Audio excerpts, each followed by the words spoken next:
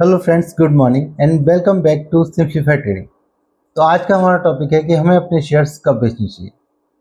हम खरीदने की बात तो हमेशा करते हैं कि हमें शेयर्स कैसे देख खरीदने चाहिए, क्या क्या चार्ट पैटर्न्स देखने चाहिए, कौन कौन से टेक्निकल इंडिकेटर्स देखने चाहिए, क्या फंडामेंटल एनालिसिस करनी चाहिए।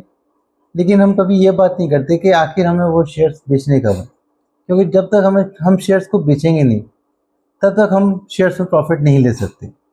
शेयर्स में प्रॉफिट तभी आता है जब हम उस शेयर को बेच देते हैं और प्रॉफिट को अपने पास रखते हैं। क्योंकि अगर हम जो अपने शेयर्स को बेचेंगे नहीं तो होगा ये कि हमारा शेयर्स हमारे पोर्टफोलियो में पड़ा रहेगा, उसमें मोमेंटम आएगा, वो ऊपर जाएगा और फिर जैसे ही मोमेंटम खत्म होगा वो शेयर्स वापस नीचे आ जाएगा और हमें ऐसा लगेगा कि हमने उस शेयर्स में एक अपॉर्चुनिटी मिस कर दी। तो चलिए बात करते हैं कि हमें अपने शेयर्स कब बेचने चाहिए। जो हम शेयर्स में ट्रेडिंग करते हैं वो बेसिकली 4 कैटेगरीज में आती है। पहली आती है इंट्राडे ट्रेडिंग, जिसमें हम अपने शेयर्स को सेम डे खरीदते हैं और सेम डे ही बेच देते हैं। दूसरी आती है स्विंग ट्रेडिंग, जिसमें हम अपने शेयर्स को आज खरीदते हैं और 3-4 दिन बाद या एक हफ्ते बाद उस शेयर को बेच देते हैं। तीसरी होती है लॉन्ग टर्म इन्वेस्टिंग, जिसमें हम शेयर्स को आज खरीदते हैं और उसे 1-2 महीने बाद या फिर 1 साल बाद तक हम बेच देते हैं। और चौथी होती है इन्वेस्टिंग, जिसमें हमने शेयर्स आज खरीदा और लाइफ टाइम के लिए रख लिया, उसको बेचने के बारे में सोचा ही नहीं। जैसे राकेश झुनझुनवाला जी थे, उनके पास लुपिन था, टाइटन था, तो ये शेयर्स उन्होंने हम लॉन्ग टर्म के लिए खरीदे 20 साल 25 साल और उन्हें नहीं बेचा। तो सबसे पहले बात करते हैं इंट्राडे ट्रेडिंग की। तो इंट्राडे ट्रेडिंग में हमें हमेशा स्टॉप लॉस लगाकर ही काम करना चाहिए, अगर हम करते हैं तो। वैसे मैं प्रेफर नहीं करता कि आप इंट्राडे ट्रेडिंग करें, लेकिन अगर बाई चांस आपका मन है आपको इंट्राडे ट्रेडिंग करनी है तो मेक श्योर कि आपके पास स्टॉप लॉस लगा हुआ है और जैसे ही स्टॉप लॉस ट्रिगर हो आपको वो शेयर बेच देना है, या फिर आपको अपना टारगेट पता है और जैसे ही वो टारगेट ट्रिगर हो आपको अपना शेयर बेच के निकल जाना है। मैं प्रेफर करता हूँ 1/2 का स्टॉप लॉस, यानी अगर आपको 100 रुपये का टारगेट आपने किसी शेयर में रखा है तो अगर उसमें 50 रुपये का लॉस होता है तो हमें निकल जाना चाहिए, क्योंकि उसके बाद और फर्दर लॉस करने का कोई मतलब नहीं रह जाता।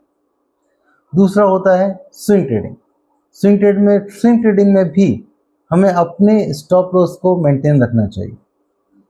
स्विंग ट्रेडिंग में आपने मान लीजिए किसी को कोई इंडिकेटर देखा, जैसे कि आरएसआई इंडिकेटर देखा, आपने देखा कि आरएसआई इंडिकेटर 30 से लो है या 20 से लो है, आपने वो शेयर खरीद लिया और जैसे ही आरएसआई 70 या 80 के ऊपर आया आपने वो शेयर बेच दिया। तो उसमें आपको हमेशा स्टॉप लॉस रखना है कि अगर आपका जो 100 रुपये का अगर आपने टारगेट फिक्स किया है तो उसमें 50 रुपये का स्टॉप लॉस आपको रख के उस शेयर से निकल जाना है, या फिर जैसे ही 100 रुपये का टारगेट अचीव हो उस शेयर से आपको निकल जाना है। आपको ये नहीं सोचना है कि हो सकता है ये मुझे 200 रुपये का प्रॉफिट मिल जाए या 400 रुपये का प्रॉफिट मिल जाए, क्योंकि जिस टेक्निकल इंडिकेटर की वजह से या जिस टारगेट की वजह से आपने उस शेयर को रखना है, आप वो अपना टारगेट को रेस्पेक्ट देनी है और आपको अपने टारगेट से निकल के बाहर आ जाना है।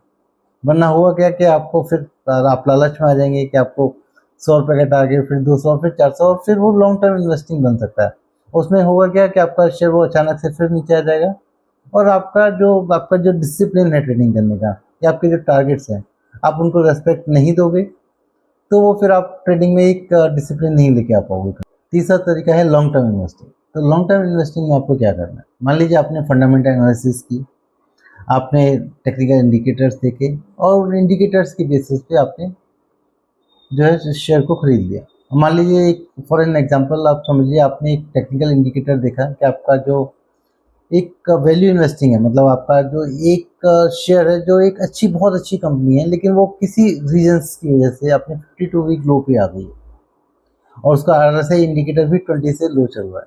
तो अगर आपने वो शेयर खरीद लिया with indicator of RSI low then 20 and stock is 52 week low, तो आपको करना क्या है कि जब वो स्टॉक अपने 52 वीक हाई पे आ जाए और आरएसआई भी उसका 80 से ऊपर हो, उस समय आपको शेयर से निकल जाना है।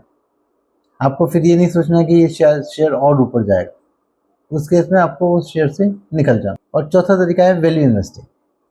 ये मतलब आपने शेयर आज लिया और आपको नहीं पता आपको कब बेचना है, आपने उसकी वैल्यूएशन देखी, बहुत लो लगी आपको और आपको लगता है कि शेयर 10 गुना 20 गुना हो जाएगा, तो आपने वो शेयर खरीद लिया और आपको नहीं पता आपको 10 साल बाद बेचना है या 20 साल बाद बेचना है। तो आपको ऐसे शेयर्स में कब निकलना चाहिए? बेसिकली ऐसे शेयर्स से निकलने के लिए आपको देखना है कि क्या उस शेयर्स के वैल्यूएशन बहुत ज़्यादा हाई हो गए हैं, जो कि कोई भी रीज़न नहीं है इतने वैल्यूएशन हाई होने का। उस समय आप उस शेयर से निकल सकते हैं। या आपको लगता है कि जिस पर्पज़ के लिए आपने उस शेयर को खरीदा था, जैसे अपने बच्चों की शादी के लिए, गाड़ी खरीदने के लिए या किसी और रीज़न से, अगर वो टाइम आ गया है, तो आपको शेयर्स को बेच के वहाँ से आप निकल सकते हो। या आपको लगता है कि कोई और शेयर है जिसकी वैल्यूएशन बहुत चीप है, आपके पास पैसा नहीं है उस शेयर्स को खरीदने के लिए, और आपको लगता है कि ये वाला शेयर का टाइम आ गया है, इसकी वैल्यूएशन हाई है, तो आप उस शेयर्स को बेच के अपना जो दूसरा शेयर है जो जो आपने एनालाइज किया है कि ये शेयर चीप है, उस शेयर को आप खरीद सकते हैं।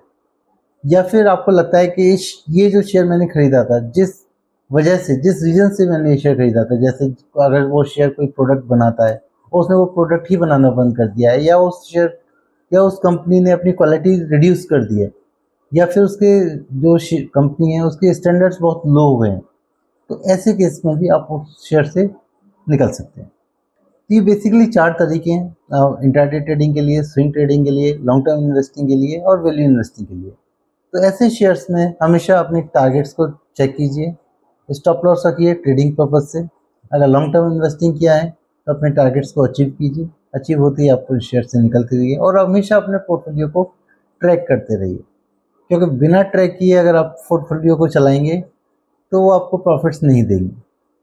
तो अगर आपको अच्छे रिटर्न्स चाहिए, अच्छे प्रॉफिट चाहिए, तो अपने पोर्टफोलियो को ट्रैक कीजिए, अपने शेयर्स को अपने टारगेट्स पे बेचिए और प्रॉफिट्स को जेब में डालिए। तो इसी तरह की नॉलेज मैं आपको देता रहूँगा। अगर आपने चैनल सब्सक्राइब नहीं किया है तो प्लीज़ हमारे चैनल को सब्सक्राइब करें, लाइक करें और अपने दोस्तों के साथ शेयर करें। मैं कल फिर आऊँगा एक नए वीडियो के साथ। तब तक thanks a lot and have a nice day.